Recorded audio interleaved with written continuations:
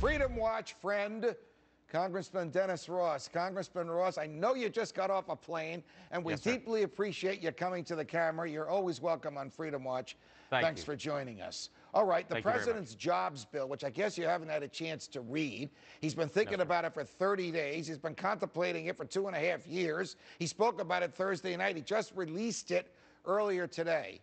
Is this dead on arrival in the House of Representatives if it is based on increasing taxes on the most productive people in our society? Well, Judge, fundamentally it can't work. It's unsustainable, it's illogical. But that being said, and in the spirit of cordiality, because I believe that we now need to continue to be cordial, and being from the South and a graduate of Auburn University, I respectfully disagree with this president on his jobs plan.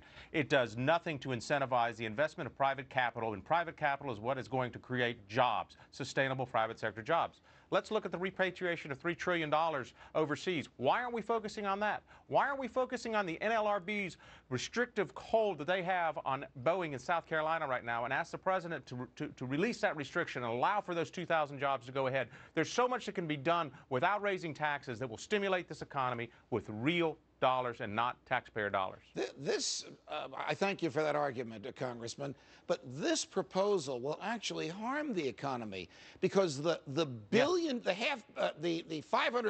$467 billion he wants to create in taxes is no longer available for people from whom it has been taken for them to invest in real job-producing entities. Look, building a bridge and hiring school teachers is good for the bridge builders and good for the school teachers until the appropriation runs out. Those are not jobs that are going to produce wealth, and those are not jobs that are going to last. Why doesn't the president understand that, Congressman Ross? I think we should have taken, a hint here 2 years ago when he passed his now $1 trillion stimulus package that was supposed to be for infrastructure and did absolutely nothing for infrastructure. Government jobs are not what we're after to stimulate this economy. You are correct, Judge. We need sustainable investment from the private sector to create these jobs. Get out of the way, government. President, come on board with us. Look at how we can do this through free market avenues, how we can incentivize by the elimination of the capital gains tax. There are many. Look at his debt commission. Let's take his debt commission's ideas and reduce the corporate tax rate from 35 to 28 and put in 3 tax brackets of 12, 23, and 28%. Those are some great ideas, and they're compromise ideas, and they're bipartisan. The president may believe in, he does believe in the central planning of the economy, and he believes in big government.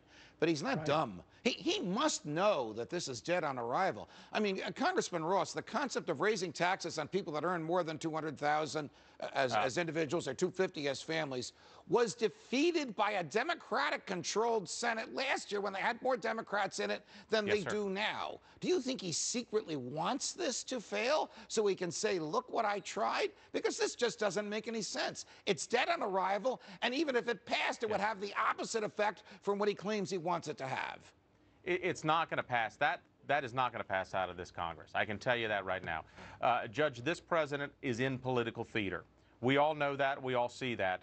But knowing that that's the way it's going to be, that doesn't mean that we can't keep pushing private sector jobs. We can't keep pushing incentives to get government away and the investment of private capital back in the economy. It may be dead on arrival if we pass certain packages out over in the Senate, but at least we're going forward with it. I'm very disappointed that we have to look at raising taxes again as an avenue to think we're going to stimulate the economy when it has never worked. All right. Do you think that Republican leadership, and again, I know you haven't had a chance to see it. It's probably sitting on your desk, or maybe it's on its way to your desk. Do you think that Republican leadership will simply say no? Or do you think, much to my dismay and the dismay of a lot of us who believe in small government and the sound dollar, just like they did with the debt ceiling, they'll concoct some deal with him whereby each side can claim victory and the American taxpayer will be paying the cost?